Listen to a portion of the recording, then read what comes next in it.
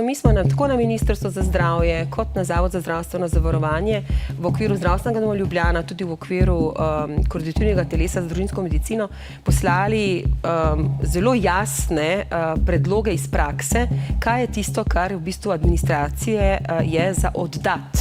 Nekatere stvari so take, ki bi jih lahko prevzeli tudi drugi specialisti, recimo bolniški stalež ginekologi, bolniški stalež na 30 dni specialisti medicine, dela, prometa in športa.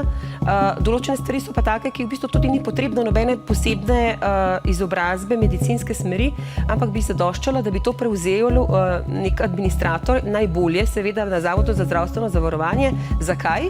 Tam pišejo pravila obveznega zdravstvenega zavarovanja in jih tudi znajo najboljše interpretirati.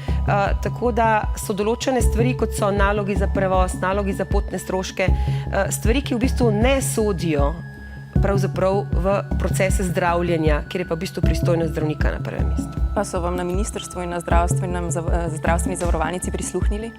Prisluhnili so nam v toliko, da so se nam zahvalili za predloge in pojasnili, da nekatere od teh rešitev bodo poskušali implementirati. Nekaj malega se je realiziralo, bolj z vidika obnovljivosti, recimo napotnic za kontrolne preglede. Večina teh sprememb pa po navedbah teh inštitucij zahteva spremembe zakonodaje, kar seveda za nas na terenu pomeni lahko tudi še večletno čakanje.